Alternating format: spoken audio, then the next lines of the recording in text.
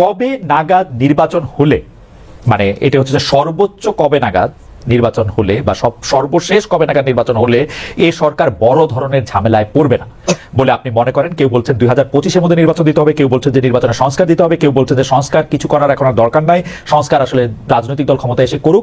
আপনি কোনটাই মনে করেন? এবং বিএনপি নির্বাচনের জন্য রেডি কিনা? পাশাপাশি একটি প্রশ্ন আপনাকে আসলে দ্রষ্টা হিসেবেই করতে চাই, বিএনপি যদি নির্বাচনের জন্য রেডি হয় তাহলে কে আসলে পার্টি প্রধান বা কে প্রধানমন্ত্রী বা সরকার প্রধান হিসেবে বিএনপি ভাবনা বেশি করছে, বেগম খালেদা জিয়া নাকি জনাব তারেক রহমান? আপনি যদি সব বিষয়টাতে একটু আলোকপাত করেন। আমি আপনাকে এই পর্বে খুব বেশি ইন্টারাপ্ট করতে চাই না, কিন্তু আপনি আরো অনেক প্রশ্ন রয়েছে, আপনি একটু সংক্ষেপে সংক্ষেপে সংক্ষেপে যদি বলেন। ডক্টর সাখাওয়াত, দেখেন, এই প্রাসঙ্গিক একটা কথা বলি। অনেকে এই প্রশ্নটা করেন যে আওয়ামী লীগ কি রাজনীতিতে আবার ফিরে আসতে পারে। আমি এই উত্তরটা দিই, এটা আসলে রিলেভেন্ট, সেই জন্য বলি যে আওয়ামী লীগ রাজনীতিতে বাংলাদেশে আবার রিব্যাক করবে কি না বা কতটা অলক্ষ্যের মধ্যে পড়বে তার উপরে। যদি গণ অভ্যুত্থানের পক্ষের শক্তির মধ্যে ঐক্য থাকে এবং তারা এই ছাত্র জনতার যে আকাঙ্ক্ষা সেটাকে ধারণ করে আধুনিক মানবিক একটা গণতান্ত্রিক বাংলাদেশ নির্মাণের যে ধারা সে পথে হাঁটে, তাহলে আওয়ামী লীগের রাজনীতিতে ব্যাক করার কোন সুযোগ নেই। তারা অপ্রাসঙ্গিক হয়ে গেছে, মানে হয়ে গেছে। ঠিক একইভাবে এই যে আপনার যে প্রশ্নে যে ঐক্য থাকবে কিনা 33%, তবু 33 পাস করেছে, আমি তো ভেবেছিলাম পাসই করবে না। এই ইতিমধ্যেই তাদের নানান রকমের সুরে অনৈক্যের সুর কিন্তু কিছুটা আসছে। বাংলাদেশ হচ্ছে জাতিগতভাবে একটা অনৈক্যের দেশ, এটা ঐতিহাসিকভাবে সত্য প্রমাণিত হবে। বিভিন্ন সেক্টরে যাবেন, তারা মুভমেন্ট হলে একসঙ্গে ইমোশনালি এক হয়, আবার ইমোশন কেটে গেলে যে যার মতো হয়ে আবার অনৈক্যের পথেই হাঁটে। বাংলাদেশে গত 16 বছর রাজনৈতিক দলগুলোর মধ্যে সবচেয়ে বেশি সাফারার হচ্ছে জামাত ইসলাম এবং বিএনপি। তাদের মধ্যেই উপরি লেভেলের কথায় দেখবেন অনৈক্যের সুর মাঝে মাঝে আসে, যেটা কাঙ্ক্ষিত না। ছাত্র জনতার অভ্যুত্থানের মাধ্যমে যে বিজয় আমরা পেলাম, অবশ্যই ছাত্র জনতা সঙ্গে নিয়ে রাজনৈতিক দলগুলোকে সঙ্গে নিয়ে যেভাবে প্ল্যান মাফিক আগানো দরকার, সেইখানে এক গ্রুপ বেশি ইমোশনাল হচ্ছে, আর এক গ্রুপ আবার যুক্তিবাদী হতে যাচ্ছে। কোথায় যেন সুতোয় সুরটা এক লয়ে উঠছে না। এবং সর্বশেষ দেখেন, সার্জিস এখানে আছে, আমি বলি যে বিপ্লবে কিংবা গণ অভ্যুত্থানে বা আন্দোলনে যুদ্ধে যেমন ইমোশনটা দরকার হয় একসঙ্গে আগানোর জন্য, কিন্তু পরে যুক্তির জায়গাটা বেশি আনতে হয়, গোছালো করতে হয়। এই যে রিটটা করা হলো, এত বড় গুরুত্বপূর্ণ একটা রিট, সেই রিটে কাদেরকে বিবাদী করা হচ্ছে, প্রতিপক্ষ করা হচ্ছে, সেখানে 3টা দলের নাম অনাকাঙ্ক্ষিত ভাবে চলে আসলো, কেউ খেয়াল করলো না, তাদের আইনজীবীও খেয়াল করলো না। আজকে এই যে বিষয়টা আসছে, এটা তো অনাকাঙ্ক্ষিত। তাতে হয় কি, এদের যে চিন্তা চেতনায় যে সঠিকভাবে কনসেন্ট্রেটেড হচ্ছে না, সেই কথাটা কিন্তু চলে আসে। রাজনৈতিক দলগুলো রাষ্ট্রপতিকে নিয়ে এক পজিশন নিচ্ছে, ছাত্র এক পজিশন নিচ্ছে, এত তাড়াতাড়ি তো এরকম হওয়ার কথা না। ডক্টর সাহেব, একটা প্রশ্ন করতে পারি?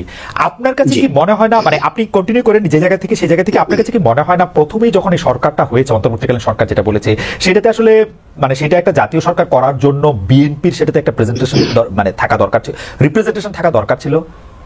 এটা শুধু বিএনপি না, আমি আমার বেশ কিছু আলোচনায়, বিভিন্ন অনানুষ্ঠানিক আলোচনা এবং আনুষ্ঠানিক রাউন্ড টেবিল বৈঠক বা সেমিনারে, টকশোতে আমি বলেছি যে এই সরকারটি আসলে কাদের। এই সরকার হচ্ছে গণ অভ্যুত্থানের পক্ষের সমস্ত শক্তির প্রতিনিধিত্বশীল সরকার, এবং এমন মেজরিটি, এমন বেশি এত সংখ্যক মানুষের সমর্থন পুষ্ট সরকার তো রাজনৈতিক সরকারও হয় না।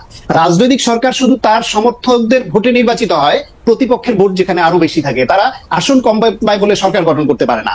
কিন্তু এই সরকার হচ্ছে গণহত্যাকারী, ফ্যাসিবাদ, মানে খুব অল্প সংখ্যক, লেস দ্যান 10% ধরেন বা 5%, তাদের বাইরের সমস্ত জনগণের আকাঙ্ক্ষার সরকার। সেইখানে এই সরকারটি গঠিত হলো যখন তাকে এই যে 2জন ছাত্র প্রতিনিধি নেওয়া হলো। কেন নেওয়া হলো? কারণ এই ছাত্র স্টেক হোল্ডার, তাদের নেতৃত্বে এই গণঅভ্যুত্থানটা হয়ে সফল হতে, তার যেটুকু অংশীদারিত্ব সেই অনুসারে যদি প্রতিনিধিত্ব ওইভাবে করা হতো শুরু থেকে, যেই ভুলটা 72 সালে হয়েছিল জাতীয় সরকার না হয়ে, যদি ওইরকম কিছু করা যেত এবং বুঝি কমতো, কারণ প্রতিনিধি ভিতরে থাকলে প্রশ্ন করতে পারতো, দাবি জানাতে পারতো এবং মেসেজ পাতো, এই গ্যাপ থাকতো না। ডক্টর সাহেব, আমি কিন্তু জেনে বলতেছি, আপনি যে কয়টা রাজনৈতিক দলের কথা বলছেন, এই মানে এই যে ছাত্ররা, তারা কিন্তু তাদের সকলের অবদান স্বীকার করে এই রাজনৈতিক দলগুলিকে কিন্তু আহ্বান জানিয়েছিল যে তারা যেন এই অন্তর্বর্তীকালীন সরকারের মধ্যে কোনো না কোনো ভাবে যুক্ত হয়। এমনকি আমি আপনাকে দায়িত্ব নিয়ে বলতে পারি, তারা কিন্তু এখনো ওপেন আছে যে এই রাজনৈতিক দলগুলি যাতে একটি সরকারের সাথে তারা যুক্ত হয়। তারা কিন্তু চায় না যে তাদেরকে সরকারের বাইরে রাখতে, আমি এটা দায়িত্ব নিয়ে বলতে পারি। যেটা তার সাথে আমার ক্যামেরার বাইরে ক্যামেরার পেছনে কথা হয়েছে। কথা আমি আগেও কারো কাছ থেকে শুনেছি যে অফার করা হয়েছিল, তারা এগ্রি করে নাই। কেন এগ্রি করে নাই সে দলীয় সিদ্ধান্তের বিষয় হতে পারে। তবে আমার ব্যক্তিগত মত এটা যে যদি একটি জাতীয় সরকার শুরু থেকে হতো তাহলে বিভেদ কমতো, এবং আমরা যেরকম একটা বাংলাদেশ চাই, যে আকাঙ্ক্ষা নিয়ে গণ অভ্যুত্থান হলো এবং এখনো ছাত্র জনতা লড়াই করে যাচ্ছে যেই বাংলাদেশ চেয়ে, সেই রকম বাংলাদেশের পথে হাঁটবার জন্য যে সংস্কারগুলি দরকার ছিল তাতে জাতীয় সরকার হলে ভালো হতো। এটা হলো আমার মত। এখন আমার মধ্যে এমন তো কথা নেই। আমি একজন ব্যক্তি হিসেবে, নাগরিক হিসেবে অবস্থা দৃষ্টে মনে হয় যে বিএনপি এই ছাত্র জনতা বা বৈষম্য বিরোধী ছাত্র আন্দোলনের যে প্ল্যাটফর্ম তাদের থেকে আওয়ামী লীগকে বেশি ভালোবাসে এবং আওয়ামী লীগের সঙ্গে থাকতে চায়, এবং আওয়ামী লীগের সংবিধান, আওয়ামী লীগের রাষ্ট্রপতি, আওয়ামী লীগের রাজনৈতিক অধিকার, সেগুলি নিয়ে বিএনপি বেশি সোচ্চার। আসলে এটা ভালো, এটা খারাপ না, আমরা এরকম বিএনপি চেয়েছিলাম। কিন্তু ঘটনা হইতেছে যে এই ছাত্ররা দোষটা কি করলো? ছাত্রদের প্রতি কিন্তু বিএনপির প্রথম থেকেই এক ধরনের, আমি যদি বলি সন্দেহ, অজুহাত, মানে কেমন জানি একটা সন্দেহের তীর, মানে ঠিক পছন্দ করে না। না, সেটা নয়। আমি বরং শুরু থেকে এটা ফলো করছি এবং দলের ভেতরেও কারো কারো মতামত জানার চেষ্টা করছি, বাইরেও চেষ্টা করছি। সেটা হলো আন্দোলন, গণ অভ্যুত্থান একদিনের বিষয় নয়। আমি আগেও বলেছি ছাত্রদের নেতৃত্বে এটা হয়েছে কৌশলগত কারণে, তারা সামনে থাকায় সহজ হয়েছে বিজয়টা।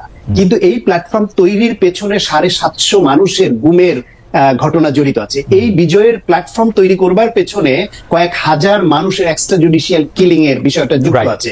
এই বিজয়ের পিছনে বিএনপির 3টা নির্বাচনে সরকারের বিরুদ্ধে থেকে গুম খুন, হামলা মামলা শিকার হওয়ার বিষয় জড়িত আছে। জামায়াতের ভীষণ ত্যাগের সঙ্গে জড়িত আছে। দেশের মানুষের অনেক আকাঙ্ক্ষা এবং তা বাস্তবায়ন না হওয়া এবং অনেক ডিপ্রাইভেশনের সঙ্গে যুক্ত আছে।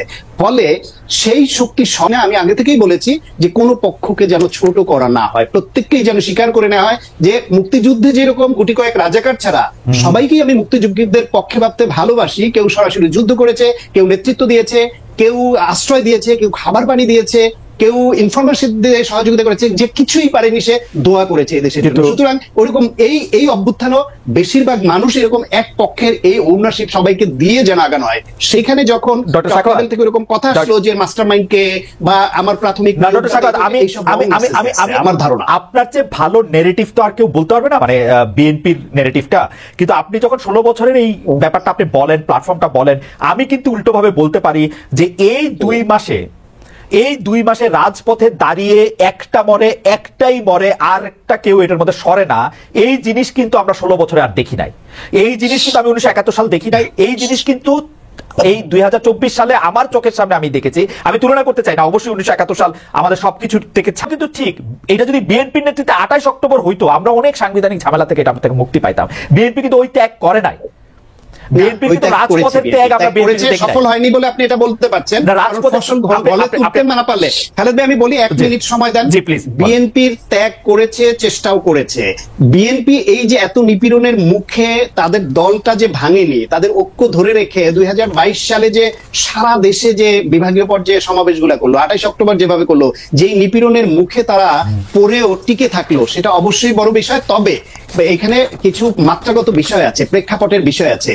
আপনার নাইমুলের সেই কবিতার কথা মনে আছে না, যে একে একে যখন ধরে নেয়, কমিউনিস্টদের ধরে নেয়, ট্রেড ইউনিয়নদের ধরে নেয়, কেউ মানে কবি তখন দাঁড়ান না যে আমি তো ওটা নই। বাংলাদেশের অবস্থা 16 বছর ছিল প্রায় ওই রকম, যে জামায়াতকে যখন ধরে ওরা তো রাজাকার, ওদের ধরছে, আমাকে ধরছে না।